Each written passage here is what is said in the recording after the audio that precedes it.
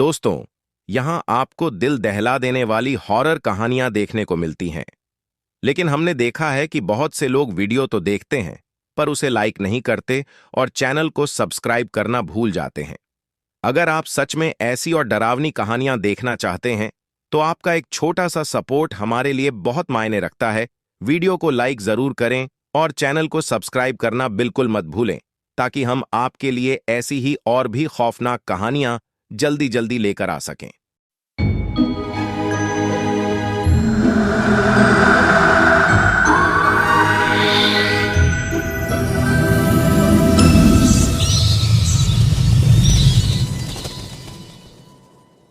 मनोज देहरादून की एक IT company में काम करता था।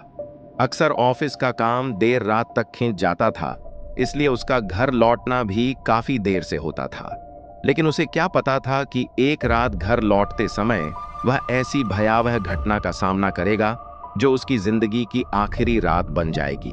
उस रात आसमान में काले बादल छाए हुए थे, बिजली लगातार चमक रही थी और मूसलाधार बारिश हो रही थी।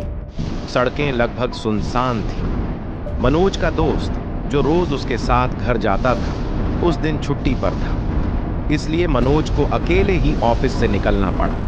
रात के लगभग 11 बज चुके थे। मनोज अपनी बाइक तेजी से चला रहा था। वह बस किसी तरह घर जल्दी पहुंचना चाहता था। तभी कुछ किलोमीटर आगे जाकर उसने देखा कि सड़क बंद थी। भारी बारिश के कारण एक विशाल पेड़ सड़क पर गिर गया था और रास्ता पूरी तरह जाम हो चुका था। वह बाइक रोककर सोचने लगा। उसी समय उसे अपनी माँ की कही हुई बात याद आई, रात को उस कच्ची सड़क से कभी मत जाना, वहाँ कुछ ठीक नहीं। गांव के लोग कहते थे कि उस कच्ची सड़क पर एक भटकती आत्मा रहती है। कई लोग वहाँ अजीब घटनाओं का शिकार हो चुके थे। कुछ लोग तो गायब भी हो गए थे। मनोज ने इन बातों को हमेशा अंधविश्वास समझा था। उसने मन ही मन कहा, ये सब बेकार की बातें हैं, और बाइक मोड़कर कच्ची सड़क की तरफ बढ़ गया। जैसे ही उसकी बाइक उस रास्ते पर पहुंची, बारिश अचानक और भी तेज हो गई। सड़क के दोनों ओर घना जंगल था। चारों तरफ ऐसा अंधेरा था कि बाइक की हेडलाइट के अलावा कुछ दिखाई नहीं दे रहा था। तभी उसे दूर एक लड़की दिखाई दी और हाथ देकर लिफ्ट मांग रही थी। मनोज ने बाइक रोकी। मैडम, इतनी रात को यहाँ अकेली क्या कर रही हैं?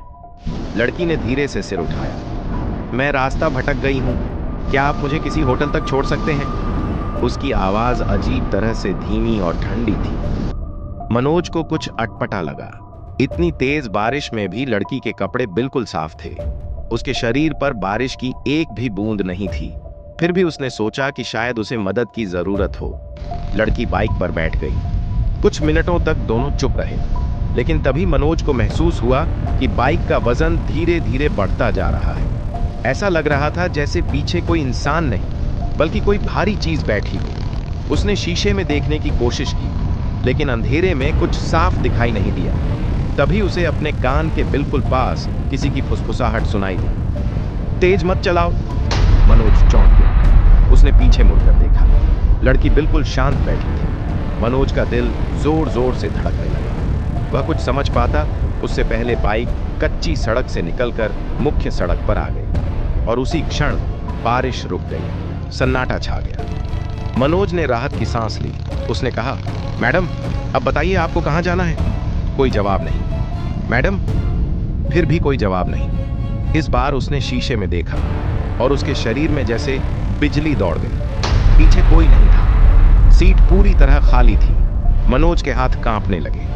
उसने तुरंत बाइक की स्पीड बढ़ा दी, लेकिन तभी शीशे में उसे एक और चीज दिखाई दी। वह लड़की सड़क के बीचों बीच खड़ी थी और उसकी गर्दन पूरी तरह पीछे की ओर मुड़ी हुई थी।